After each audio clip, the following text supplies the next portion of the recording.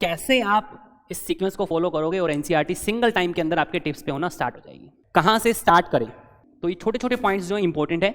Cell the unit of life, इस chapter के लिए तो मैं यही बोलूंगा, हार्ट है ये चैप्टर। अब जो मैं डिस्कस करने जाने वाला हूं, हर एक चैप्टर को कैसे अपने को पढ़ना है, किस तरीके से प्रोसीड करना है, वो सारे पॉइंट्स अपने वन बाय वन डिस्कस करने वाले हैं। देखिए आप, सबसे पहले कहाँ से स्टार्ट करें, कहाँ से स्टार्ट करें, इधर देखिए।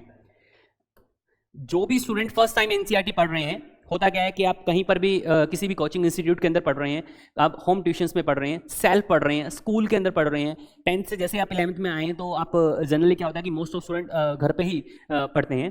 तो उन सभी स्टूडेंट्स के लिए भी, और जो अभी नीट एग्जाम देने वाले हैं उन सभी के लिए, अच्छे से देखें आप कैसे आप इस सीक्वेंस को फॉलो करोगे और एनसीईआरटी सिंगल टाइम के अंदर आपके टिप्स पे होना स्टार्ट हो जाएगी। देखिए, सबसे पहले आपको क्या करना है, होता क्या है कि हमें यही नहीं पता होता कि what is living thing and non living thing. उसके लिए आपके पास में है chapter number first, 11th NCERT chapter number first.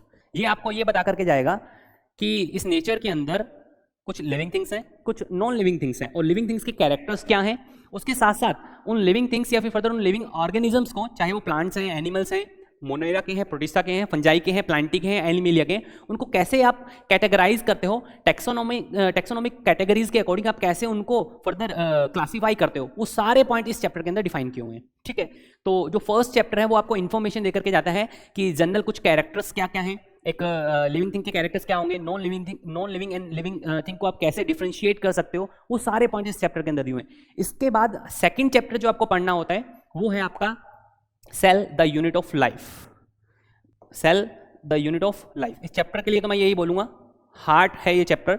आप होगा सर ये चैप्टर क्यों, इस वजह से समझिए आप, इससे आपके पास में जो लिविंग थिंग है उसके अंदर सेल आपका प्रोकैरियोटिक सेल है या फिर फर्दर यूकैरियोटिक सेल है, इनके पूरी कंप्लीट इंफॉर्मेशन, इंटरनल किस टाइप का सेलुलर ऑर्गेनाइजेशन इनके अंदर आपको देखने को मिलता है ऑर्गेनिजम्स के अंदर, और इन सेल्स के अंदर सेल ऑर्गेनेल्स किस किस टाइप के आपको देखने को मिलते हैं। आपको सर इतना इंपॉर्टेंट है क्या? Yes, living thing and non living thing की इंफॉर्मेशन आने के बाद में आपको पता होना चाहिए कि जो ऑर्गेनिज्म है वो कैसा है, प्रोकैरियोटिक है या फिर द यूकैरियोटिक। उनसे आपके पास में cell the unit of life से सारी इंफॉर्मेशन आती है। इस चैप्टर के अंदर आप सभी सेल ऑर्गेनेल्स को पढ़ते हो, इन डिटेल पढ़ते हो। आपको सर डिटेल पढ़ना जरूरी, यस।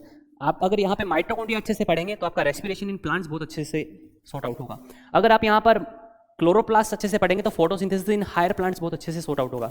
अगर आप यहाँ पर गोल्जी बॉडी बहुत अच्छे से पढ़ेंगे, गोल्जी बॉडी, तो आपके जितने भी सिक्रीशंस वाले चैप्टर है, जितने भी सिक्रीशंस वाले चैप्टर, एंडोक्राइनल ग्लैंड्स वाले चैप्टर्स हैं, वो सारे बहुत अच्छे से क्रिस्टल क्लियर होंगे। अगर आप यहाँ पे सेल वॉल बहुत अच्छे से पढ़ते हैं तो आपको बैक्टीरियल स्ट्रक्चर, प्लांट किंगडम के अंदर वॉल के अंदर जो डिपोजिशन है वो, प्लस आपकी एनाटॉमी के अंदर सेल वॉल के अंदर primary, secondary and tertiary, middle lamella के साथ आपको सारी चीजें समझ में आएगी। तो ये छोटे छोटे पॉइंट्स जो इंपॉर्टेंट है, ये आपको सबसे पहले क्या पढ़ना है, लिविंग वर्ल्ड, लिविंग वर्ल्ड के बाद में cell the unit of life, और इसके वो छोटे छोटे पॉइंट्स, सारे पॉइंट्स आपको अच्छे से क्रिस्टल क्लियर करने हैं।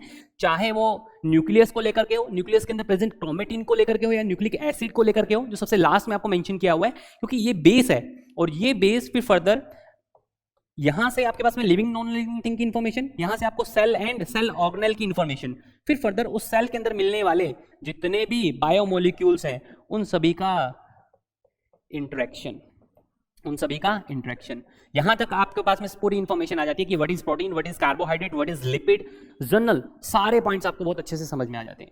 यहाँ पर जितने मैक्सिमम अगर मैं बात करता हूँ, जैसे ही आप बायोमोलिक्यूल के अंदर प्रोसीड करते हैं तो बायोमोलिक्यूल को आपको उस लेवल तक पढ़ना है जिससे आपको इसके अंदर मिलने वाला carbohydrate,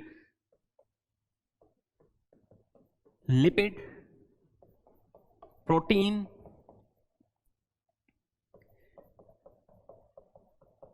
nucleic acid and enzymes, ये अच्छे से क्रिस्टल क्लियर हो जाए। और आपको ये बता देता हूँ, जितने भी पॉइंट्स यहाँ पे लिखे हैं ये सारे के सारे आपको आगे जितने भी चैप्टर्स हैं, लाइक अगर मैं बात करता हूँ न्यूक्लिक एसिड की, 12th NCERT molecular base of inheritance का बेस है।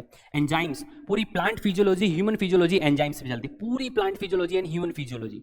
तो आप अच्छे से देखें, वन बाय वन अपने प्रोसीड करेंगे। पहले living world, after that cell the unit of life, फिर फर्दर बायोमोलिक्यूल्स, फिर फर्दर आप आते हैं बायोलॉजिकल क्लासिफिकेशन। आप कहेंगे सर इन चैप्टर्स के बाद एक बार फिर से आप सेकंड चैप्टर पे आ गए। यस, सेकंड चैप्टर अब आपको इंफॉर्मेशन देकर के जाएगा, इंटरनल सब कुछ आपको अच्छे से पता है, अब इंफॉर्मेशन देकर जाएगा Monera, protista, fungi, Plantae and animalia. ये पूरा कंप्लीट जो माइंड मैप है कि एनसीईआरटी को किस तरीके से पढ़े, सीक्वेंस क्या होना चाहिए जिससे आप मैक्सिमम रिटेन कर पाएं।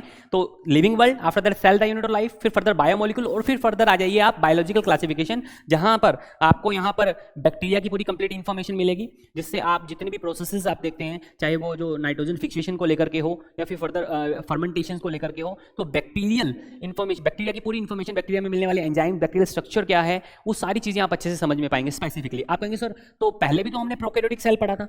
प्रोकैरियोटिक सेल पूरे ओवरऑल मोनेरा को डिफाइन करता है, बट उसके अंदर एक आप पर्टिकुलर क्लास जो बोल सकता हूं मैं, आर की बैक्टीरिया, यू बैक्टीरिया, जब आप प्रोसीड करेंगे तो आपको पता चलेगा, वो चीजें आपको जो है इंफॉर्मेशन मिलेगी बायोलॉजिकल क्लासिफिकेशन में। आफ्टर दैट प्रोटिस्टा, प्रोटिस्टा के अंदर सीक्वेंस देखें, अगर किसी भी अभी आपके पास में एनसीईआरटी है तो प्रोटिस्टा के सीक्वेंस में सबसे पहले आपके पास में है क्राइसोफाइट्स या diatoms, after that dinoflagellate, euglenoid, slime moulds, and last one जो आपके पास में है वो है आपके प्रोटोजोन्स। इन सभी के अंदर स्टार्टिंग में मोड ऑफ न्यूट्रिशन के बिहाफ पे अगर देखें तो ऑटोट्रोफिक है, फिर फर्दर हेटरोट्रोफिक, फिर further mixotrophic, and after that heterotrophic and heterotrophic. तो उस सीक्वेंस से आप वो चीजें जो है लंबे टाइम तक रिटेन कर पाएंगे। अगर आपको इस चैप्टर के टॉपिक्स एंड सब टॉपिक्स सीक्वेंस से याद है तो पूरे चैप्टर को आप याद कर सकते हैं विद इन 30 मिनट्स, पूरे चैप्टर को, अगर तरीके से सारी चीजें जो है, पूरा स्केलेटन इस चैप्टर का आपके पास में है तो ठीक है। तो ये तो इन्फॉर्मेशन थी, बेसिक इन्फॉर्मेशन कि एनसीईआरटी को कैसे स्टार्ट किया जाए ताकि हम मैक्सिमम रिटेन रख पाएं, सीक्वेंस क्या रहेगा।